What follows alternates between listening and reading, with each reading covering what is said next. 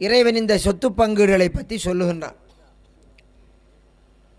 அல்லாஹ் அவற்றை சொல்லுகின்ற போது குர்ஆனில் யூசிக்குமுல்லாஹு ஃபி அவுலாதிக்கும், உங்களுடைய பிள்ளைகளுடைய விடயத்தில் நீதமாக நடக்குமாறு அல்லாஹ் உங்களுக்கு கட்டளையிடுகிறான். லிஸ்ஸக்கரி மிஸ்லு ஹல்லில் உன்தையைன், ஒரு பெண்ணுக்குரிய 2 பெண்ணுக்குரிய பங்கை போன்றது ஒரு ஆணுக்கு சேர வேண்டும். அதே மாதிரி இறந்தவருக்கு தகப்பன் இருந்தால் அந்த தகப்பனுக்கு இறந்தவருடைய சொத்திலிருந்து 6இல் 1 பங்கு போக வேண்டும். ஒருவருடைய சொத்திலிருந்து 6இல் 1 பகுதி தகப்பனுக்கு போய் சேர வேண்டும். ஒருவருடைய சொத்திலிருந்து 6இல் 1 பகுதி தாய்க்கு போய் சேர வேண்டும். இறந்தவருக்கு ஆண் பிள்ளையே இல்லாமல் இருந்தால், பெண் பிள்ளைகள்தான் இருந்தால், ஒன்றுக்கு மேற்பட்ட பெண் பிள்ளைகளாக இருக்கும்போது மொத்த சொத்தில் 3இல் 2 பங்கு அந்த பெண் பிள்ளைகளுக்கு சேரும். இறந்தவருக்கு ஒரே ஒரு பெண் பிள்ளை தான் இருந்தால் மொத்த சொத்திலே அந்த பெண்ணுக்கு அரை பங்கு தான் போய் சேரும். இறந்தவர் ஆணாக இருந்தால் அவருடைய மனைவிக்கு கணவனுடைய சொத்திலிருந்து 4இல் 1 பிள்ளை இல்லாவிட்டாலும் 8இல் 1 பிள்ளை இருந்தால் இவ்வாறு சேரும். இறந்தவர் பெண்ணாக இருந்தால் அந்த பெண்ணினுடைய கணவர் உயிரோடு இருப்பார் அல்லவா, அவருக்கு மனைவியுடைய சொத்திலே பிள்ளை இல்லாதவது அரை பங்கு சேரும். பிள்ளை இருந்தால் 4இல் 1 சேரும். இவ்வாறு இன்னும் பல சட்டங்களை சொத்தை இவ்வாறு தான் பிரிக்க வேண்டும் என்று கணக்கு பாடம் இறைவன் நடத்தியிருக்கிறான். அன்பிற்குரிய சகோதரர்களே, எழுத வாசிக்க தெரியாத காலத்தில் வாழ்ந்தவர் அந்த சமுதாயம். ஒரு சிலர் மட்டும்தான் எழுத வாசிக்க தெரிந்தவர்கள். நபி ஸல்லல்லாஹு அலைஹி வஸல்லம் அவர்கள் கூட எந்த மெட்ஸ்கொலிச்சிலேயும் படிக்கவில்லை. அல்லாஹ் குர்ஆனிலே பின்னல் கணக்கு போட்டு சொத்தை இவ்வாறு தான் பங்கிட வேண்டும் என்று சொல்லிவிட்டான். பின்னல் கணக்கு 2இல் 1, 6இல் 1, 4இல் 1, 8இல் 1, 3இல் 2 இவ்வாறு பின்னல் கணக்கு போட்டு இந்த கணக்கை கூட்டுறதும் பிரிக்கிறதும் என்றால், அவ்வாறு ஒரு விடயத்தை இறைவன் அன்று சொல்லியிருக்கிறான் என்றால் எந்த அளவுக்கு அவதானமாக கருதப்பட வேண்டிய விடயம். இதை அல்லாஹு தஆலா சொல்லிவிட்டு என்ன சொல்லுகிறான்? தில்க ஹுதூதுல்லாஹ், இது அல்லாஹ் இட்ட எல்லைகள், வரம்புகள்.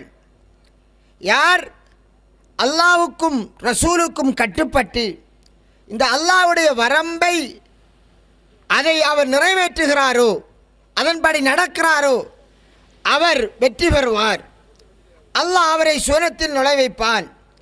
யார் இந்த வரம்பை மீறுவாரோ, நல்ல முறையில் கேட்டுக்கொள்ளுங்கள். பயானை கேட்டுக்கொண்டிருக்கக்கூடிய பெண்கள் அவதானமாக கேளுங்கள். நான் சொல்லப் போகின்ற விடயத்தை. நீங்கள் தொழுகின்றீர்கள், நோன்பு பிடிக்கின்றீர்கள், ஜக்காத்து கொடுக்கின்றீர்கள், இவ்வாறெல்லாம் பேணலாக இருக்கக்கூடிய நீங்கள் உங்களுக்கு சேராத, உங்களுடைய சகோதரர்களுக்கு சேர வேண்டிய சொத்துக்களை பெண்களான நீங்கள் உங்களிடத்திலே தக்க வைத்து கொண்டிருக்கிறீர்கள். சீதன் அடிப்படையில் அது உங்களுக்கு வந்தது. எனவேதான் பெண்களே நீங்களும் கேளுங்கள். இதே மாதிரி ஆடவர்கள் யாராருக்கெல்லாம் போக வேண்டிய சொத்துக்களை நீர் மொத்தமாக சுருட்டி வைத்து மச்சான் என்ற போர்வையிலே வந்து அவற்றை பலாத்காரமான முறையில் அபகரித்து அனுபவித்துக் கொண்டிருக்கிறாயே, அல்லாஹ் உனக்கும் சொல்கிறான். அது மட்டுமல்ல, தகப்பன்மார்களாக இருந்து உங்களுடைய பிள்ளைகள் விடயத்திலே நீதமாக நடந்து கொள்ளுங்கள் என்று அல்லாஹ் குர்ஆனிலே தெளிவாக கட்டளை இட்டிருந்தும் அந்த கட்டளையை தள்ளி வைத்துவிட்டு பிழையான முறையிலே இருப்பதையெல்லாம் பொம்பளை பிள்ளைகளுக்கு கொடுத்துவிட்டு ஆண் பிள்ளைகளை ஊராருடைய சொத்திலே மோப்பம் பிடித்து குளிக்கக்கூடிய நாய்களாக ஆக்கி வைத்திருக்கக்கூடிய தகப்பன்மார் அவர்களும் விளங்கிக் கொள்ளுங்கள்.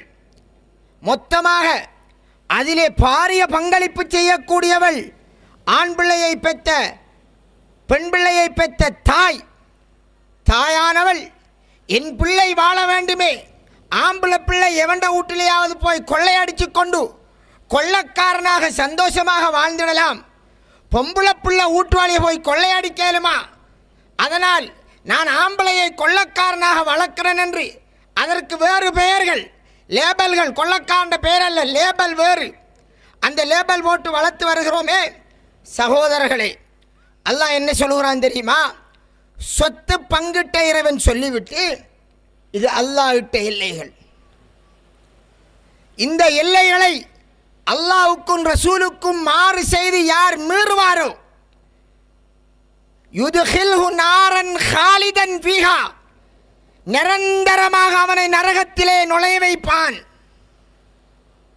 இந்த ஒரு வசனம் போதும் அல்லாஹ்வை பற்றிய பயமுள்ள மூமின்களாக நீங்கள் இருந்தால், ஒரு வசனம் போதும், கணக்க தேவையில்லை. யுத்கில்ஹு நாரன், நரகத்தில் நுழைய வைப்பான். அதனோடு நிறுத்தவில்லை, மாறாக என்ன சொல்கிறான்? காலிதன் ஃபீஹா, அதிலே அவன் நிரந்தரமாக இருப்பான். நான் குர்ஆனிலே குழந்தை பிள்ளைக்கு பாடம் நடத்துகிற மாதிரி பாடம் நடத்தி இருக்க, இவ்வாறு தான் ஒவ்வொருவருடைய சொத்தும் பங்கிடப்பட வேண்டும். சொத்தை கொடுத்தவன் ரப் இன்று ஒருவனை பணக்காரனாக்குவான், அதே நபரை காலையில் பிச்சைக்காரனாக்குவான்.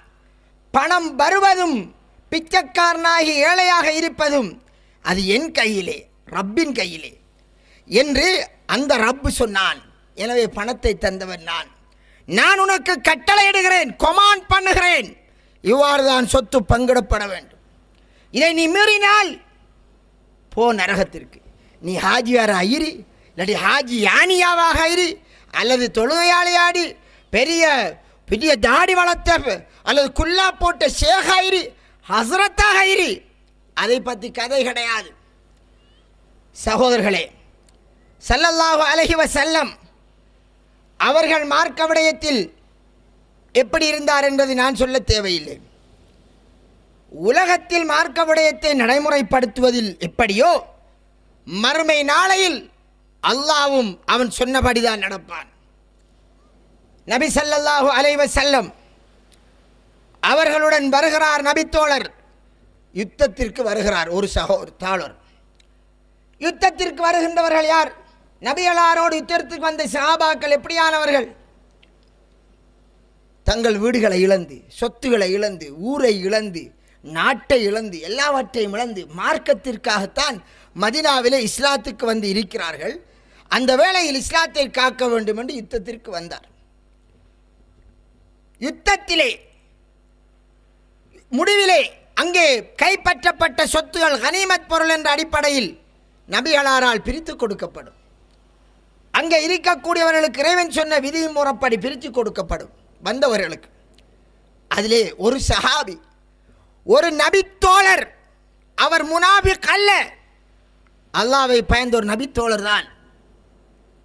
ஒரு பொருளை அவருக்கு பட்டது, அவர் எடுத்து வேறையாக ஒளிச்சு வச்சு கொண்டார். ஒரு பொருள் அது அந்த சஹாபியிடம் கண்டுபிடிக்கப்பட்டது.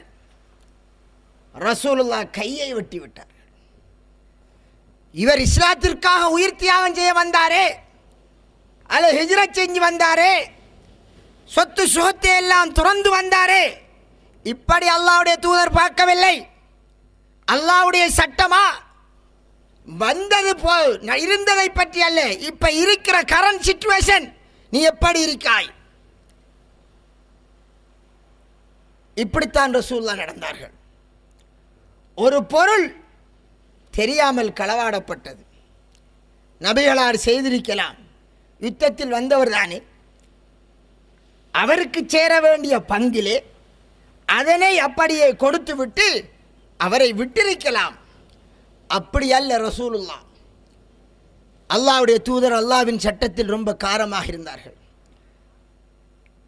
இதே மாதிரி இது உலகத்திலே மறுமையிலே